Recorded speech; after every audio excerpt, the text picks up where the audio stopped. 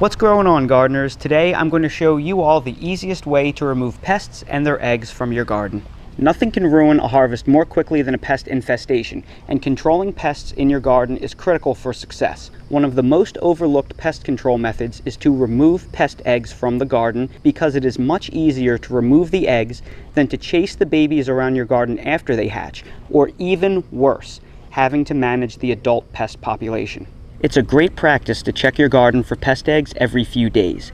Eggs are most frequently laid on large, broad, flat leaves like you'll find on squash, zucchini, cucumbers, watermelon, kale, and cabbage plants, so make sure to check them. Insects are smart and often lay their eggs under leaves to hide them from view of predators and protect them from the sun, so be sure to check underneath the leaves too.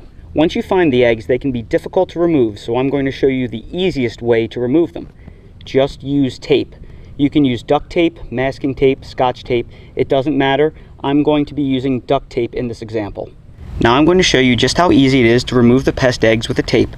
I'm simply going to take a piece of tape that I folded over so both sides are all sticky, and I'm going to simply press it up against the eggs. And all of the eggs will stick right to the tape, and you'll be left with a nice clean leaf. After you remove the eggs, simply ball up the tape tightly so if any of the eggs were to somehow hatch, the babies are trapped in the sticky mess. Then dispose of the tape in a sealed outdoor garbage can. And that's today's 2-minute garden tip. If you're new to the channel, please consider subscribing and hitting the bell to receive new video notifications, and check out our Amazon storefront and spread shop in the video description for a list of the gardening products I use and awesome custom designed apparel and other gear. Your support is greatly appreciated.